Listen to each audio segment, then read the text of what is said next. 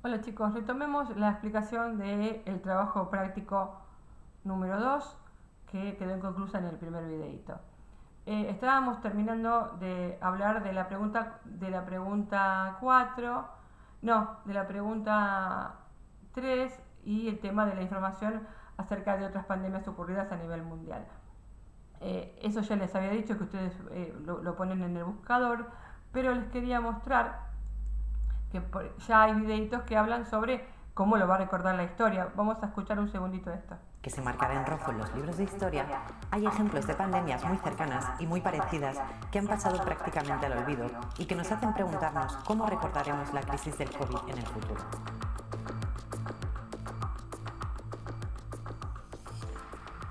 Y es que, aunque todo el mundo está hablando y comparando la pandemia actual con la gripe española de 1918, que dejó alrededor de 50 millones de muertos, mucho menos se está hablando de otras dos pandemias víricas del siglo XX, que por números y repercusión se parecieron mucho más a esta crisis del COVID.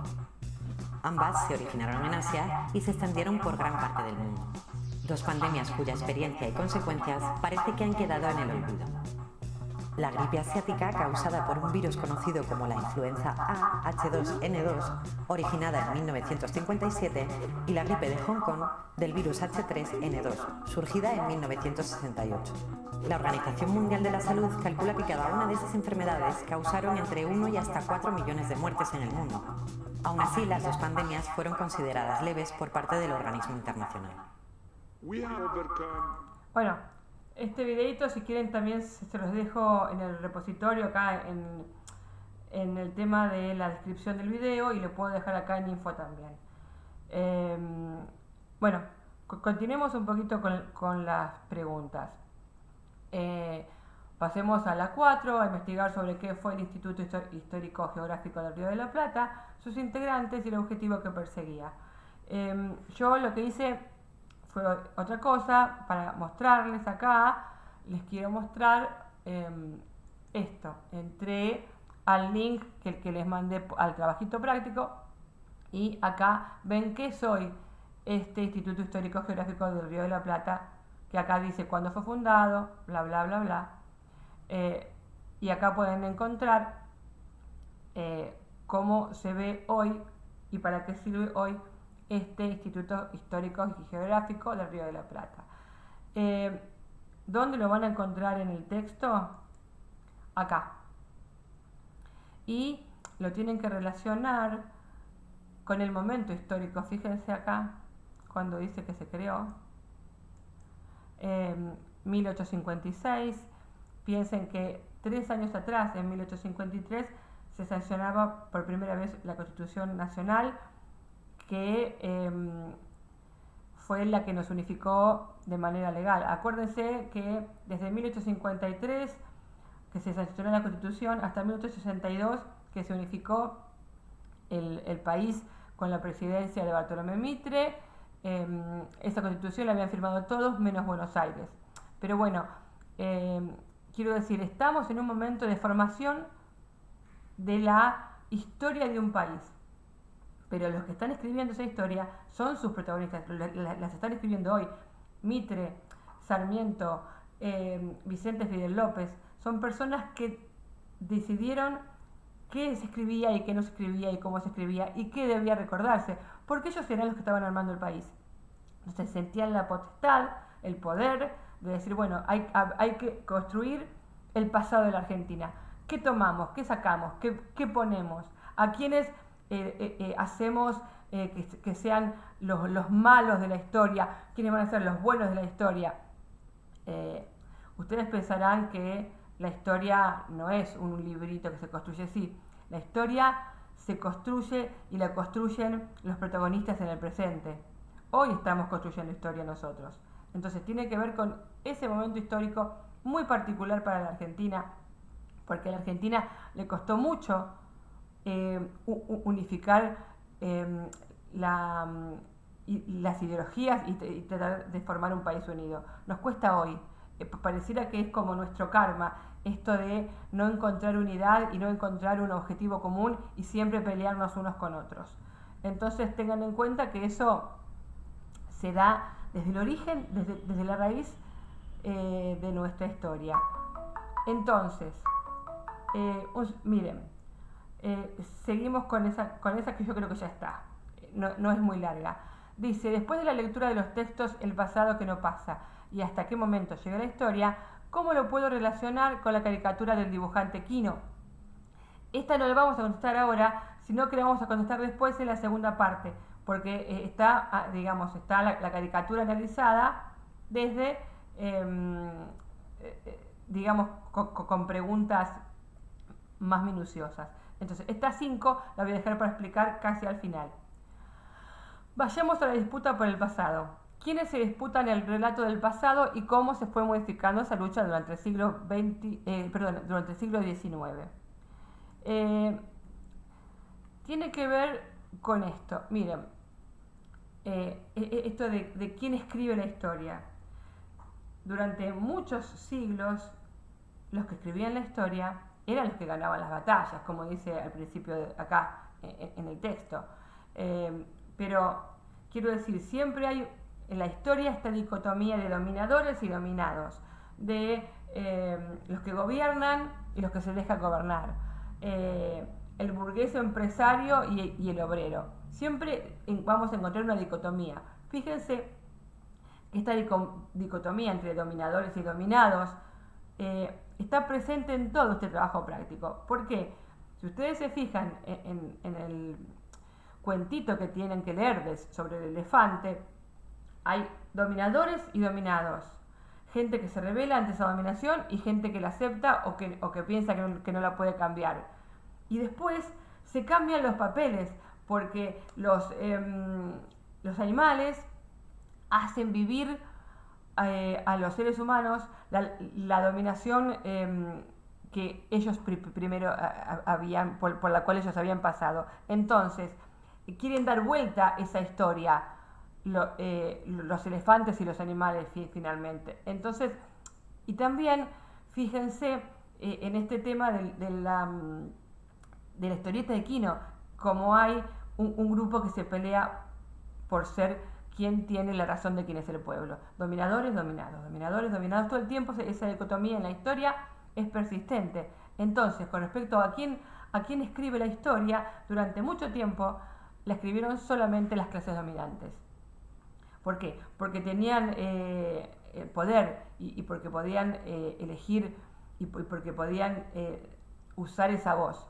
Y tienen que tener en cuenta que durante mucho tiempo, hasta que no se inventó la imprenta, acuérdense que Gutenberg inventa la imprenta durante la Edad Moderna, y es el cambio de 180 grados en la historia, porque la historia y los libros se escribían en latín, la escribían los monjes en los monasterios, y era muy preservada para un grupo selecto que tenía el poder de la sabiduría. Entonces, cuando esto, a partir de la imprenta, cuando Gutenberg publica por primera vez una Biblia, que es el primer libro que se publicó. ¿Por qué? Porque estábamos en épocas de cambios religiosos, estábamos en épocas en donde se empezaba a cuestionar todo. Acuérdense del humanismo y el Renacimiento y cómo el ser humano empieza a pensar desde otro lugar, cómo se empiezan a cuestionar los preceptos filosóficos, los preceptos físicos, cómo se empieza a cuestionar los modelos de universo, cómo Copérnico y Galilei empiezan a hablar de que la Tierra no es el centro, sino que va a ser el Sol. Cambian un montón de cosas y cambian las maneras de pensar en la Edad Moderna, y eso hace que el ser humano pueda tener acceso a un espacio cultural que antes nunca tuvo, porque la imprenta le dio acceso a libros que antes estaban reservados solamente a las clases dominantes. Eso es un raconto histórico que les hice, que me parece bien que hagamos un ida para atrás y que se den cuenta que todo lo que vimos en historia tiene un porqué, porque tenemos que llegar a pensar la historia así, como los pedacitos que nos ayudan a construirnos como sociedad.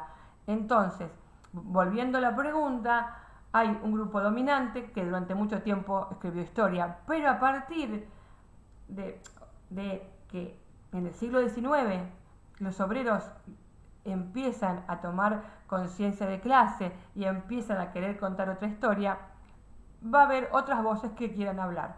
Entonces la pregunta se contesta con esta parte de acá. Después, vamos avanzando un poco más. Caracteriza al positivismo y relaciona el positivismo con la justificación del imperialismo. Volvemos acá. Entonces, ¿qué nos está diciendo? Como corriente. La corriente filosófica, cultural, que se llamó positivismo, está relacionada, obviamente surge en el siglo XIX, en el momento en que el conocimiento válido era el conocimiento científico, con el método científico, con la comprobación científica que venía de las ciencias naturales, de la física, de la biología, de la química, en donde yo junto dos elementos y genero siempre el mismo resultado. Yo junto hidrógeno y oxígeno, dos de hidrógeno y uno de oxígeno, y se va a formar agua. Entonces, esto va a pasar siempre. Ahora, ¿qué pasa? Estas reglas que sirven para el mundo natural, cuando nos estudiamos a nosotros mismos, el ser humano estudiando al ser humano, estas reglas no siempre sirven. Pero el positivismo intentó que sí. Entonces generó reglas para estudiar historia. Creó las líneas de tiempo, que a ustedes tanto les cuesta hacer. ¿Por qué creó líneas de tiempo? Porque las líneas de tiempo hacen que el tiempo sea medible y divisible. Yo tengo un espacio y entonces digo, ahora voy a estudiar desde el descubrimiento, desde la conquista de América hasta la Revolución de Mayo. Entonces yo puedo capturar un espacio de tiempo y estudiarlo. Yo voy a estudiar la arquitectura en la época griega. Entonces yo estudio ese pedacito del tiempo y lo puedo extraer porque lo dividí y lo organicé en edades. Entonces eso pasó en el siglo XIX. Eso fue el positivismo y la idea de encontrar reglas y leyes para fenómenos sociales. Y ahí surge esta idea del darwinismo social, que obviamente viene de la idea de la evolución de Darwin, que es una idea de los seres vivos, de la biología, pasada al estudio de la sociedad y la idea de la supervivencia del más apto. Si esto se puede dar en los seres vivos, también se da en los seres humanos. Hay seres humanos que son superiores unos a otros. Por lo tanto, el superior tiene el derecho a sobrevivir, tiene el derecho a tomar las cosas del más débil y apropiarlo, y enseñarle cultura, enseñarle el idioma y decirle cuál es el camino. Esta es la justificación que se hizo de la dominación de un grupo por otro. Es legítimo porque así lo dice las leyes sociales. Hay grupos de personas superiores, que en este caso eran europeos y eran blancos, que tienen el derecho a dominar a los negros africanos o a los amarillos asiáticos. Entonces, de ahí, cuando vimos imperialismo, vimos las justificaciones culturales del imperialismo y también vimos darwinismo social. Y como esta idea de seres superiores a otros que son inferiores también dio origen a un montón de justificaciones históricas, como por ejemplo la matanza que hizo el nazismo durante la Segunda Guerra Mundial. Entonces, por ahí viene la respuesta que habla sobre el positivismo y este tema de qué herramientas va a usar en la historia. Va a usar documentos, va a usar textos y va a decir que la historia es objetiva, porque si lo dice el texto debe ser verdad. Seguimos. Esto ya está, la 8. La disputa por el pasado en la Argentina, Mitre y Saldías. Esto está acá, miren.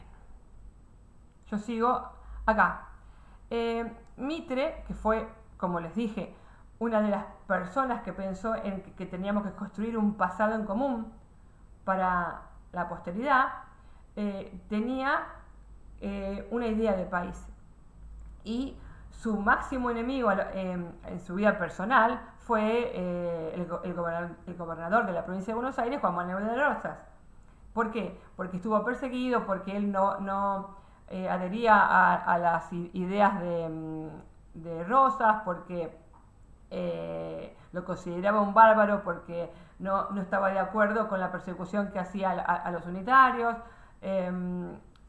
y para él había que construir una historia de héroes y tiranos, y bueno, para Mitre, Rosas era un tirano, y entre sus discípulos, estudiosos de la historia, encontramos a Adolfo Saldías, que le encomienda que busquen los documentos, historia, y que quede historia, y para encontrar las debilidades de Rosas. Y resulta que cuando Saldías se pone a investigar en los documentos, encuentra determinadas cosas que para él son valiosas de los dos gobiernos de Rosas. Eso le generó una terrible decepción a Mitre, que lo consideraba uno de sus mejores estudiantes, y bueno, hubo una disputa importante porque lo que él pretendía que hiciera su discípulo fue todo lo contrario de lo que fue el resultado cuando fue a buscar documentos con respecto al gobierno de Rosas. Y como esta disputa por quién es el bueno y quién es el malo todavía persiste. Ustedes, cuando vemos algún momento histórico, a mí me dicen, ¿y Perón era bueno o era malo? Y Perón no era bueno o no era malo, o depende, o Rosas era bueno o era malo. Y esto depende desde qué lugar lo mirás, qué entendés vos por bueno y malo, cómo fueron sus políticas, hacia quién fueron aplicadas las políticas, cuáles fueron las intenciones. Esto de buenos y malos en la historia es muy complejo y no debería ser una historia de buenos y malos, pero así es como muchas veces se escribe la historia. Seguimos un poquito más. Esperen un cachito, se me va acá. Historia y política. Esta es una pregunta fácil. Dice: después de leer este apartado, explica la posibilidad o imposibilidad de ser objetivo en la historia. Un poquito hablamos de esto, sí, el tema de la objetividad. Acá. Y hablamos de que tiene esta idea de objetividad, está relacionada con el positivismo y con la idea de generar a la historia como una ciencia.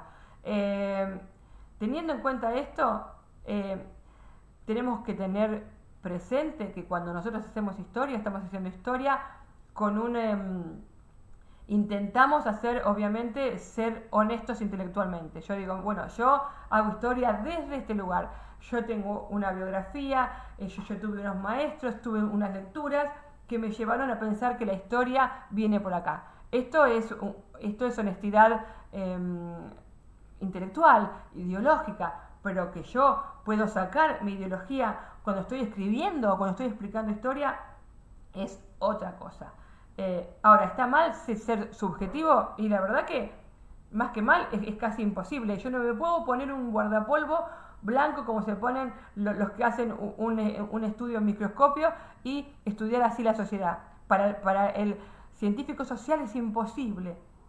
Pero bueno, durante un tiempo se pensaba que era la única manera. Hoy pensamos que la subjetividad es parte de nuestro trabajo, siempre y cuando no perdamos la honestidad intelectual. Y acá fíjense, uno de los historiadores más famosos en el ámbito académico, que se llama Tulio Alperindongui, dijo estas palabras: mi selección está hecha con mi criterio, lo que me parece a mí importante. Entonces, por eso habla de otro historiador y que él empieza a hablar de otro historiador muy importante que hablaba de la historia militante. Estamos hablando de la década del 70 y de cómo la historia tenía que ponerse de un lado o del otro.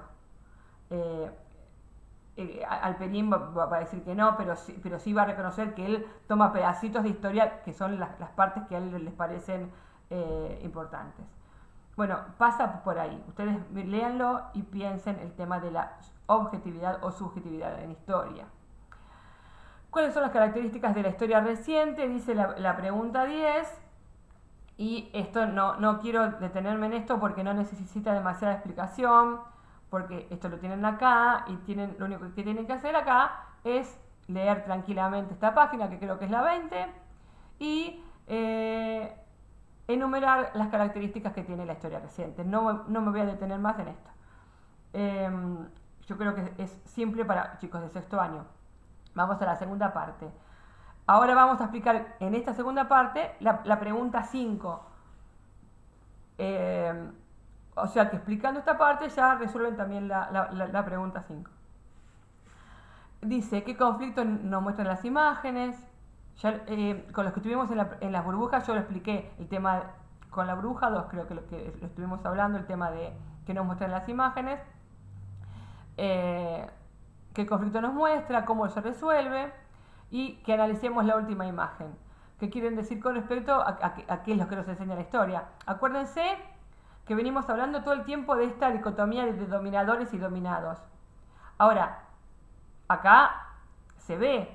Acá en realidad no hay un dominador y un dominado. Están viendo quién quiere ser el que representa al pueblo. Pero yo acá le puedo poner muchos adjetivos a cada uno de estas facciones. Yo le puedo poner, por ejemplo, los aliados y el eje.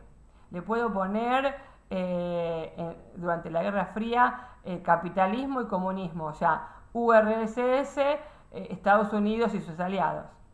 Le puedo poner acá kirchneristas, macristas. Siempre vamos a encontrar estos grupos que se están peleando por el poder o por decir yo soy el que representa a. Y en el peor de los casos se resuelve de manera violenta, porque en realidad lo que tendría que haber es un consenso acá. Estamos hablando de la época de las cavernas, según lo que dice esto, ¿no? Y después cuando nosotros vemos ese hecho que es lejano en el tiempo, cuando nos llega a nosotros, no nos llega esto. ¿Qué nos llega? Esto nos llega. Entonces, esto que vemos acá, ¿es lo que la gente de ese pasado vivenció? No, es lo que nos llega al día de hoy. Entonces, la interpretación que hacemos de esto no es lo que ellos pensaron que nosotros íbamos a saber de ellos, no. Nosotros decimos acá bien pueblo, y las luchas internas en realidad quedamos afuera de eso nosotros.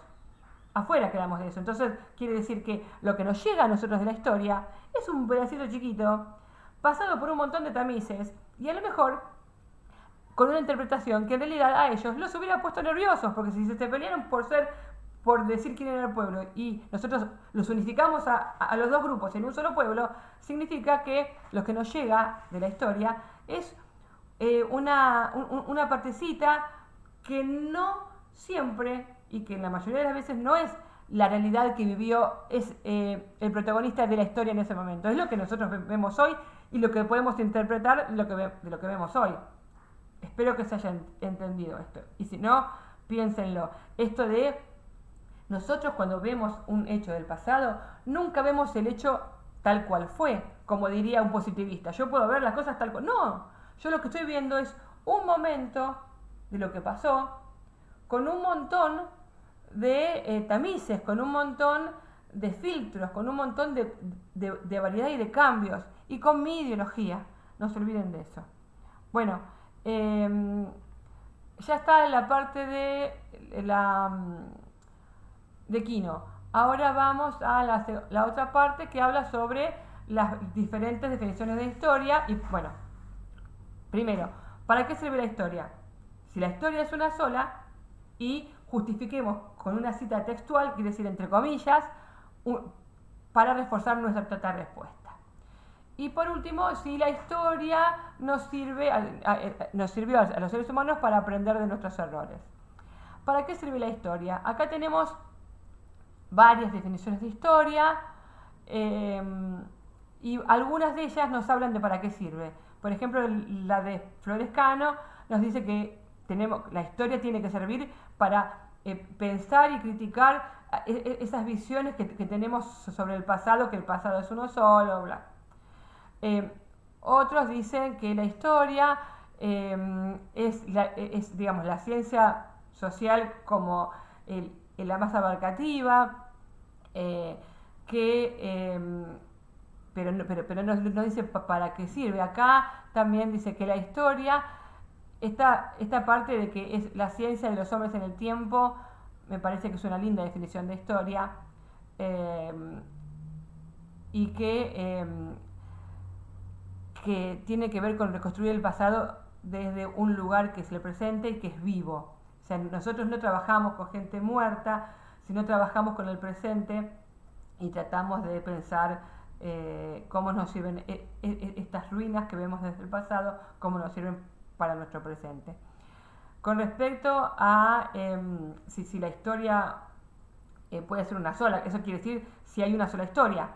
Si ustedes piensan que no hay una sola historia, busquen entre todas estas frases cuál les sirve para pensar si hay una sola historia o hay varias. O hay una historia desde acuerdo de donde uno lo mire, si hay una historia porque hay una que escribe la clase dominante y una la clase dominada, bueno, esas cosas. Y con respecto a el tema de los errores, acá esta frase de Bernardo de Monteagudo de 1810, cuando recién empezaba a pensarse en liberarnos de las cadenas que nos habían oprimido con el Imperio Español, habla de que en general, si no tuviéramos historia, estaríamos cometiendo errores, o sea, estaríamos tropezándonos siempre con la misma piedra. Pensar la historia debería ayudarnos para eso, pero nos ayudó a lo largo de todo lo que sabemos de la historia a no cometer los mismos errores, o a pesar de que tenemos a disposición un montón de hechos y sucesos y procesos para estudiar y para ver cómo nos equivocamos como humanidad, a veces seguimos cometiendo los mismos errores. Eso es una reflexión que se las dejo a ustedes, y por ahora ya terminamos el trabajo. Recuerden que voy a dejar en este trabajo, voy a dejar el videito de cómo otras pandemias se fueron. Esto, miren, voy a dejar acá este videito de cómo las pandemias se fueron olvidando también. Así que se los dejo acá abajo, y se los dejo acá en info. Cualquier duda estoy como siempre para escucharlos y para que me hagan preguntas por privado. Chicos, un saludo grande. Nos vemos prontito. Esperemos que nos vemos prontito.